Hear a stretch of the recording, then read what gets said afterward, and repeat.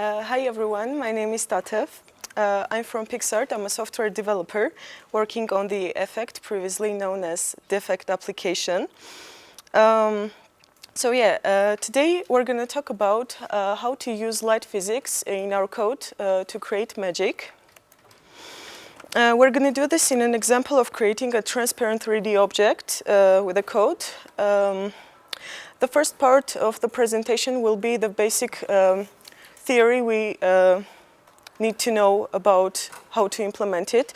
So it would be how the 3D models are represented in a code, what are shaders, and the light physics. The next part will do a tutorial, step by step, of implementation of our knowledge.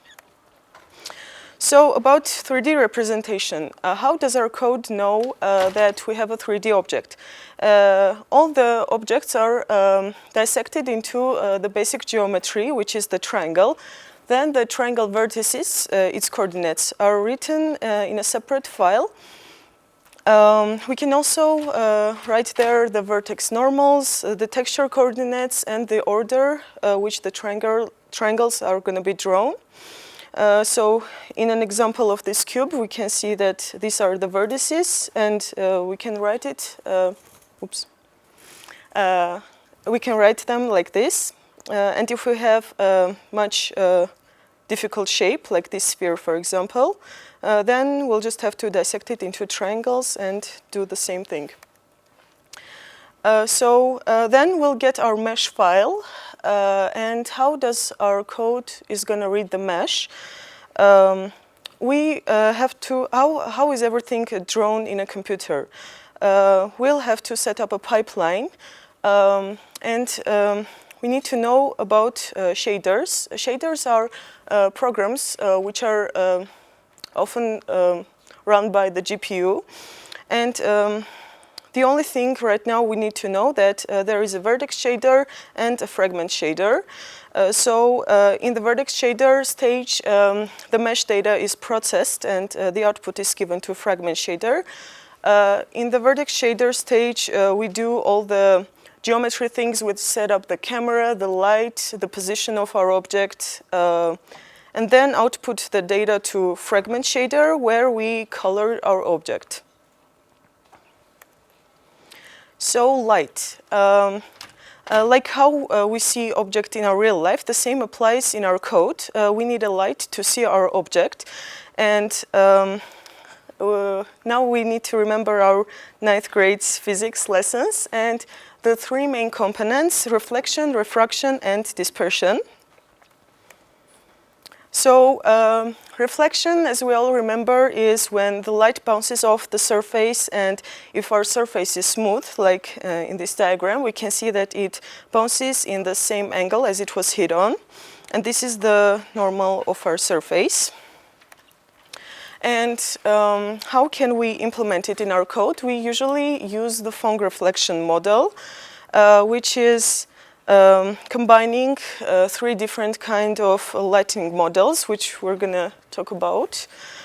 So the ambient lighting is when, for example, we have a very distant light source, like the moon reflecting the rays of sun, and we can only see our object very dimly, and we only see the color of the object. That is the ambient lighting.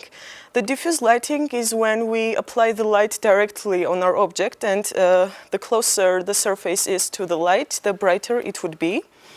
And the specular lighting is for the shiny objects, when the most visible color is the color of the ray. For example, here our light source is white. That is why we see these white dots. And by combining all these models, we get the Phong reflection. So yeah, here's just what I said. Now refraction. When our light hits the surface, it goes from one environment to another. It bends. And here we can see that this is the angle which it was hit on, and this is the angle of refraction. And How can we use it in our code? We use the Snell's equation given here, where n1 and n2 are given constants. We can look it up on the internet. They are the refractive index of the medium. For example, for air, we use 1. For glass, it would be 0.5. And the theta 1 and theta 2 are, as it says, the angle which it was hit on and the refracted angle. So we need to calculate the refracted angle, basically. The next is dispersion. As we know, when the light hits the surface, like for example prism, it deconstructs into its spectrums, and as the spectrums have different length and speeds, that is why they bend differently, and then we'll get chromatic dispersion. And in camera lens, it is also called chromatic aberration. In this diagram, we can see how it's done. So the light wave goes into the object, and the different spectrums bend differently, and we get the dispersion. Okay, now let's get to the fun part. How can we combine it in the real world?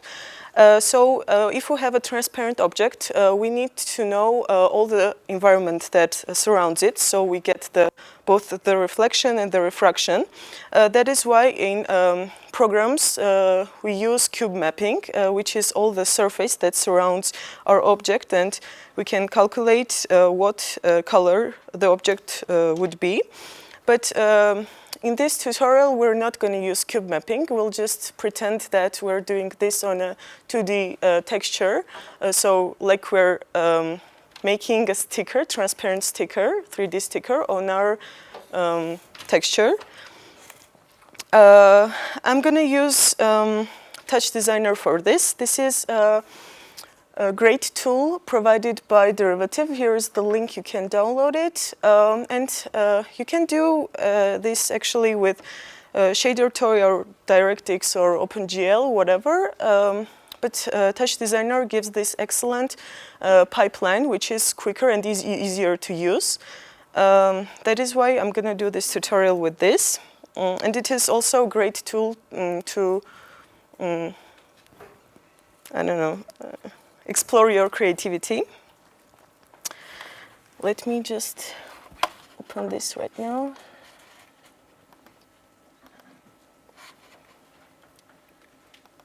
If anyone has Touch Designer here, you can do the steps with me.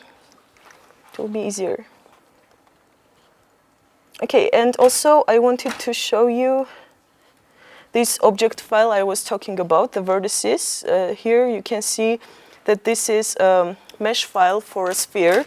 We have the vertices here, because the object is, okay. We have the texture coordinates somewhere down there. Here are normals. You can download them from the internet, or you can create it with many tools. Okay.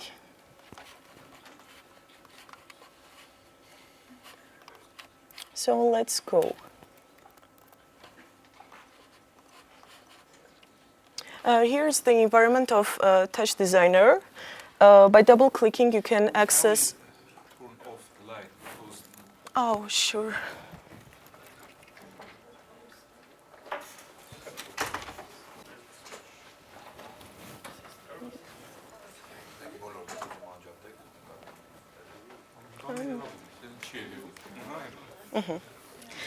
This is the working environment of Touch Designer. By double-clicking, you can access the tools provided.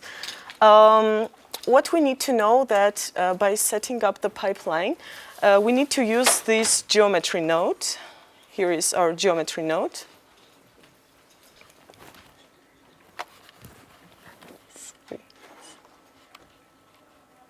Okay. I think my screen froze. Here we get our geometry. It is a network combining both the camera, light, and our 3D object. Like, as you can see here, we have a torus here, simple torus, but you can input in there whatever you want. If we go into this node, we can see our sub file, object file, which is the torus. I'm going to use another object. Right now I'm going to use just a simple box. Then we connect it to our geometry. We should have the light set up and the camera. Oops. And we need to know that if we want to use our geometry, we should have a render top, which takes all the output in it. So we're going to have this render top. You can see that we have here our simple, it is a texture, I can't move it, it's just the cube. And it is rendered because the camera direction and the light shows it like this. And we can transform it, for example, and get different result. Like here I can add another node, transform. Okay, let's just rotate it a little bit. Here. Okay, actually I'm gonna rotate it by, let's say, quicker. Okay, you see that it rotates. Let's also do this in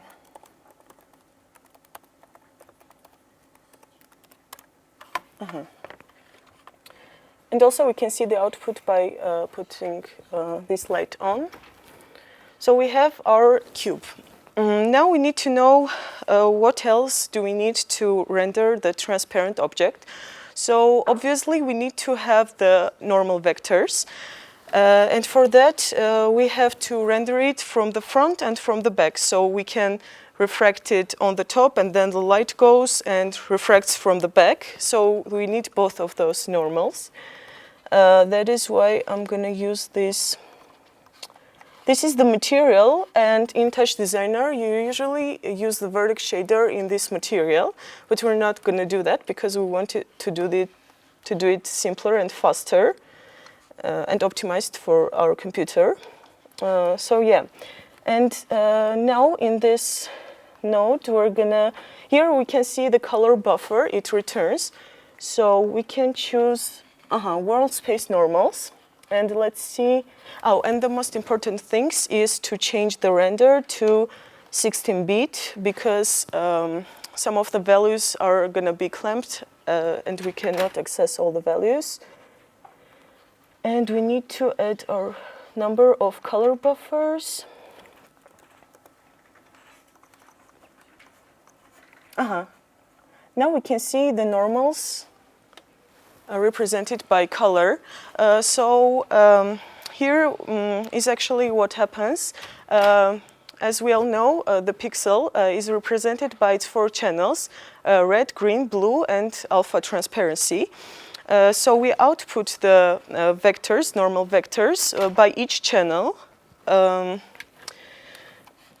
Yeah, and now we need to render our back. That is why I'm gonna, oops.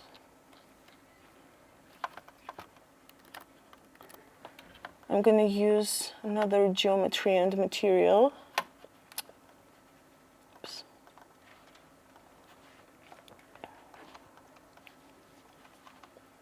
Export to the material, and we're going to change these parameters. So the front is lit, and the color buffer is front space normal. And culling face is front faces. As we can see, this is the back of our cube. That is why it moves weirdly. And we're gonna output it in a render.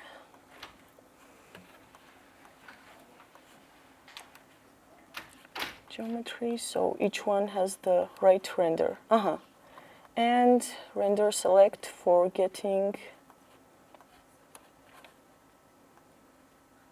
oops. Right. I forgot to turn the buffers.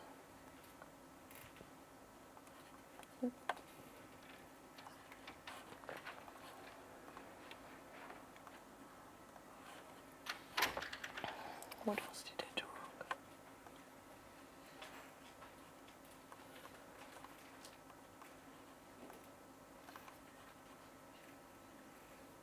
Okay, wall space normals.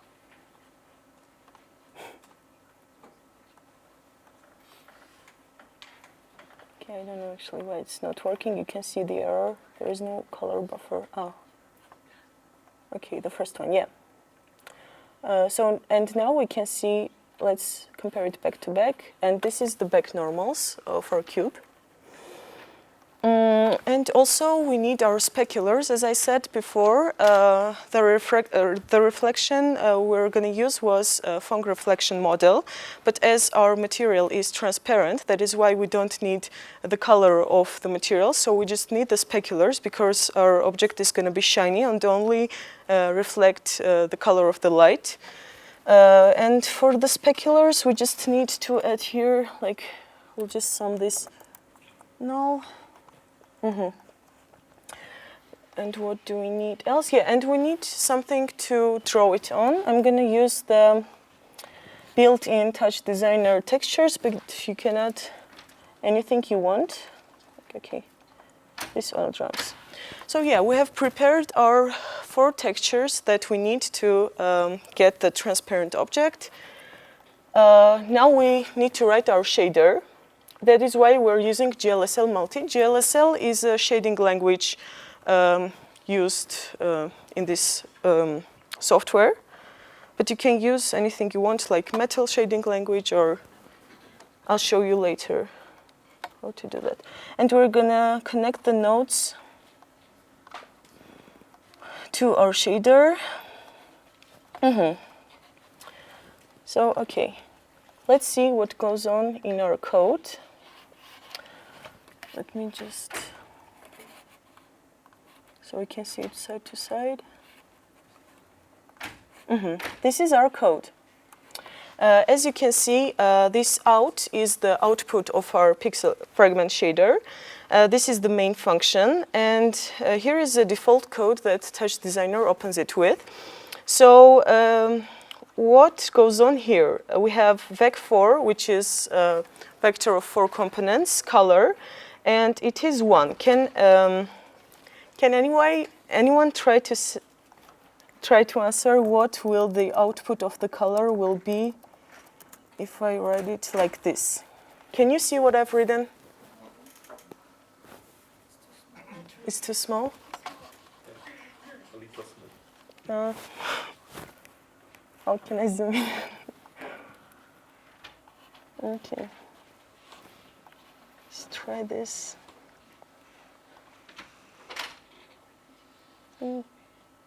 Okay, so I've written that it is equal to vec4. Huh? Command plus. It's not working. Oh, okay.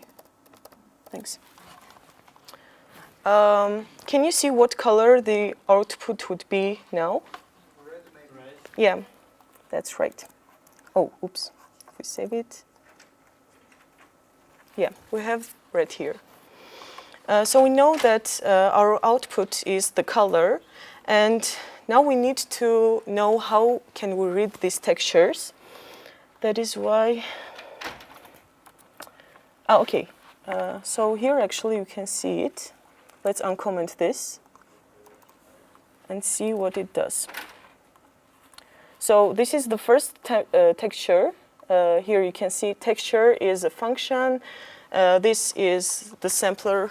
Okay, you just need to know that this is how we can access the texture. And by changing the index, we'll get... This is the second input and so on. And what is this? This is the texture coordinates.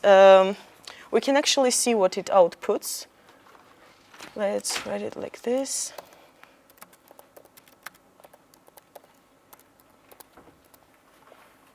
Okay, and our color is equal to... Oops. Oh, I did something wrong. Oh, okay, We can see that the texture coordinates are from 0 to 1 because here is the red and the green channels are 0, the green channel is 1, so 0, 1, 1, 1, and 1, 0. And also, we need to get our, okay, let's just say, color camera is our, this texture, let's just get all our textures here. This would be the front normal, the specular.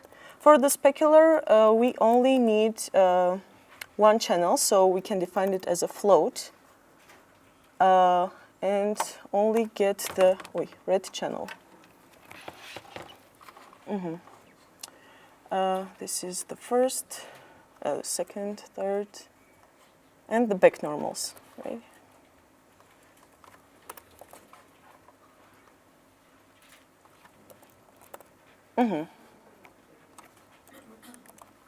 So, okay, what's wrong now? Yeah, okay, the color is not defined, it's okay. So here we see that we got all of our textures here. Now comes the fun part. We need to calculate the reflection and the refraction. For reflection, I said that we're using just the speculars. So we're going to do the refraction. So we define our, we define our space in 3D, then that is why we need a three-party vector, which will be rect vector. First of all, we need to know that for our refraction to work, we want to have a light source, right? And we can imagine that the light comes perpendicularly to our screen. And I'm going to define our light position as this. Light position is vec3 UV, and let the Z index be 1. Okay, we have the L position. Now the refraction. So for refraction, we're going to use the refract function. It is a built-in GLSL function, which uses the Snell law I was talking about. So let's normalize this. Okay, I'm gonna, okay.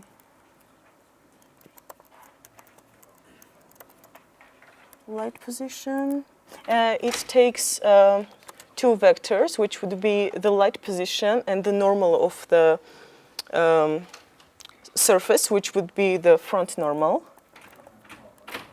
And scale, which is the refractive index of the medium we're going to use. So I'm just going to define here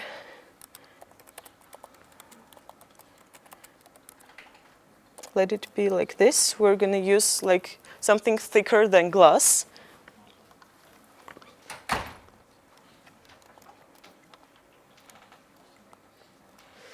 So, oh, I didn't write the function.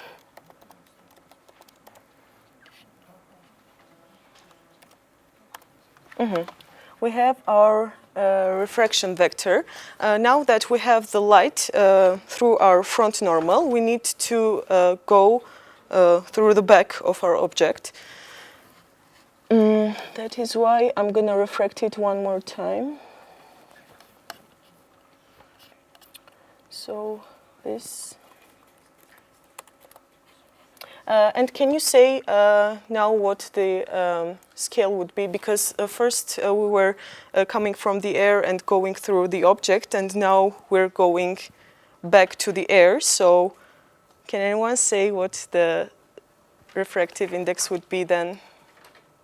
Okay, it's okay. It would be 1 over eta, because it's the reverse thing. And here, because this vector was really, it was really small, we're gonna just divide it by this scale, so it would be normal. And now,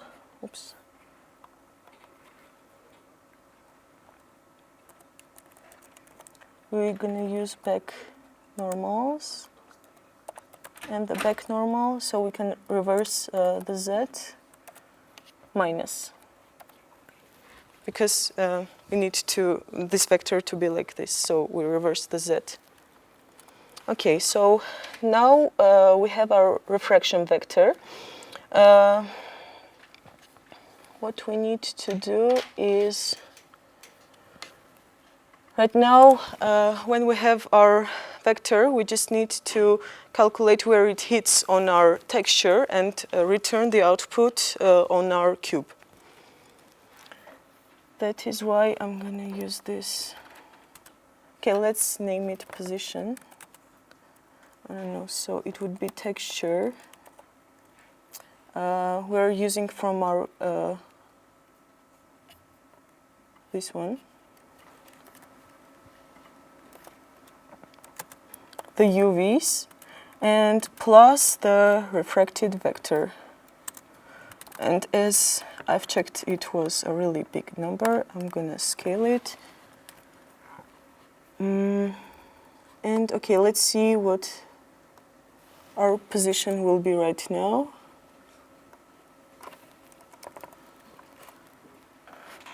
Something. And here also you can see the errors. So I've done something like, okay, I know.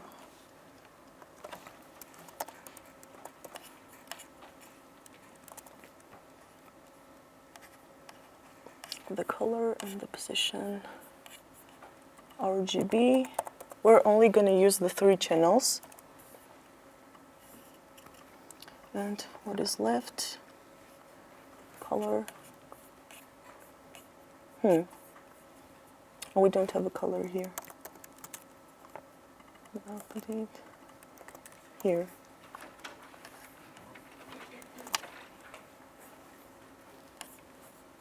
Sorry, something.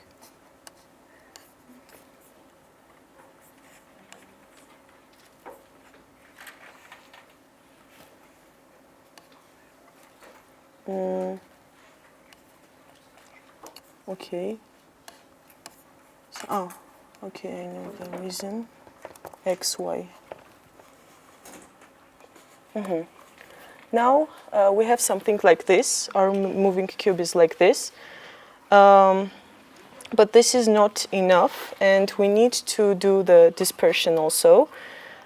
So that is why, as I said, the speed of the specters are different from each other. That is why I'm gonna change the G and oops.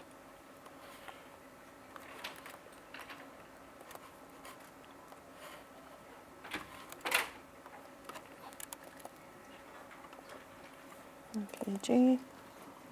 Let's say it's 0.5, 0.9. This is the blue channel. Okay.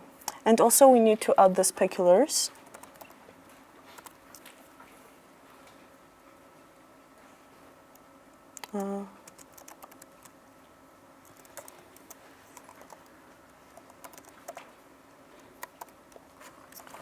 And so let's see, what did I do wrong again?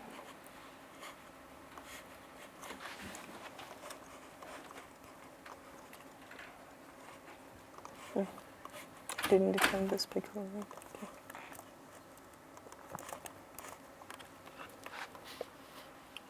Here you can see something similar to a transparent cube with the chromatic aberration.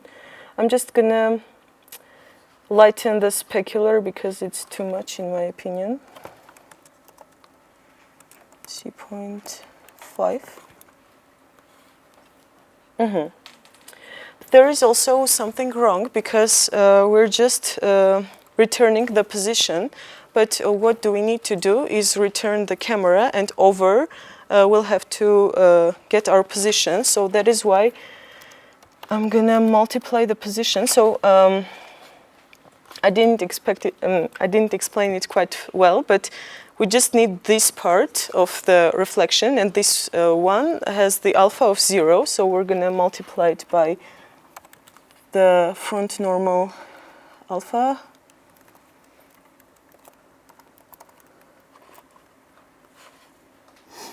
So yeah, we'll just have our cube. And here we can, okay. We'll just have to define this function over. It is a blending mode. So it takes two colors, input 1 and back for input 2.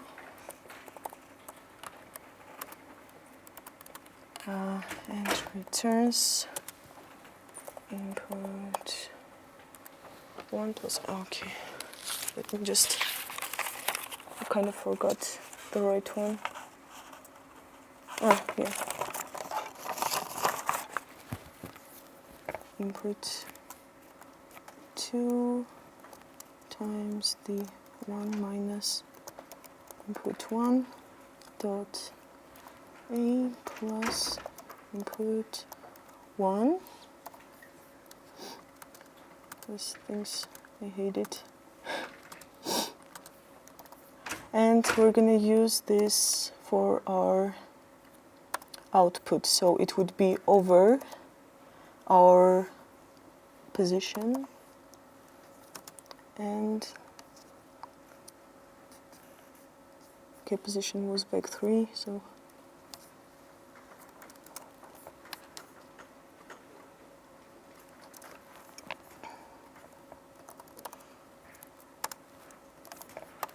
let's see what we got here. Oh,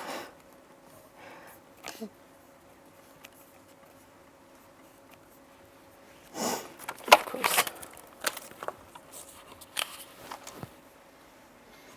Back 4. No. Back 3. Okay. Let's close it. And now we can see our cube. And now we can change the geometry. So we'll have, I don't know, let's put a torus in. Transform. Oh, it's too big.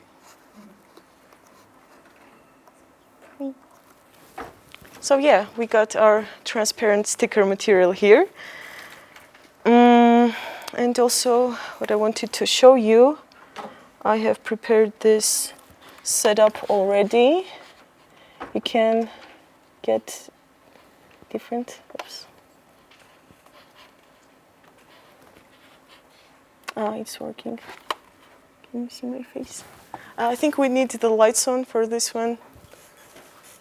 Can you please? Okay, I'm going to show it right here. Oops. Can you see the crystals moving? Yeah.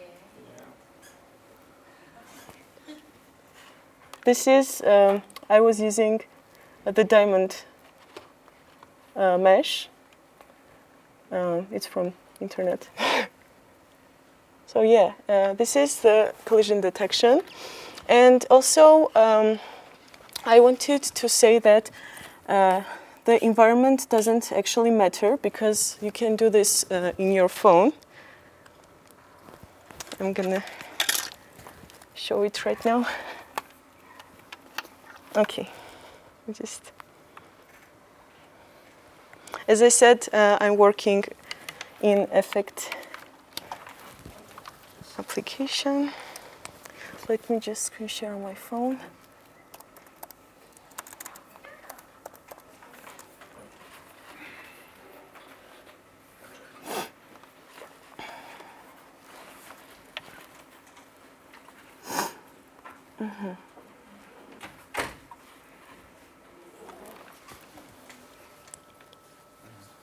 Hi.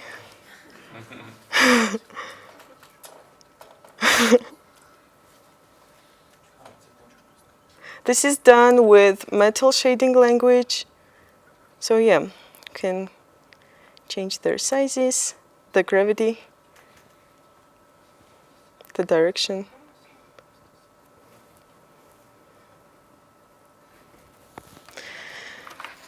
So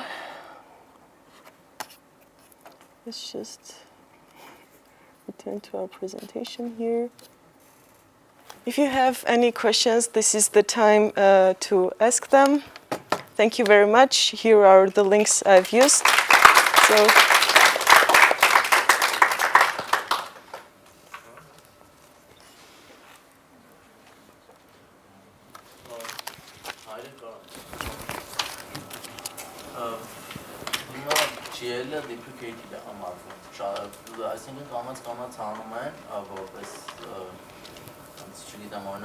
Ну ֆոներում հա հանում են ու չգիտեմ iOS-ը սկսում ապրեն գործել մեtal-ով դե էս metal-ով էր հա հասկացա չէ ինձ հետո չգիտեմ բանը որ բայց մինչև այսօր կան շատ մեծ պրոդուկտներ բնականաբար որը միանգամից անցկացնեն ինչ-որ մի ուրիշ language-ի բարդ առնելու հələ GL-ով են support անում ինձ հետո չի այդ վախը կա որ ռեսկի դրան ու ինչ-որ խնդրի առաջ կանգնեն Դե ոնց որ ինքը բանն է, ոնց որ ինչքան է դաժե չօգտագործեն իր լավացված տարբերակն են էլի բանանում։ Օրինակ, լավ, ասենց ասեմ, PC-ներում խոսքի DirectX-ը չէ օգտագործվում, HLSL, բայց էլի ինքը GL-ի նման, այսինքն չնայած ոչ բոլորն են DirectX, էլի լինում է GL-ով shader-ներն են, էլի լինում խաղերում բան։ Так что չգիտեմ, չի թվում, եթե ավելի լավ բան լինի, ու մոբայլների համար փոխվում է, բայց կոմպերի համար դեռ տենց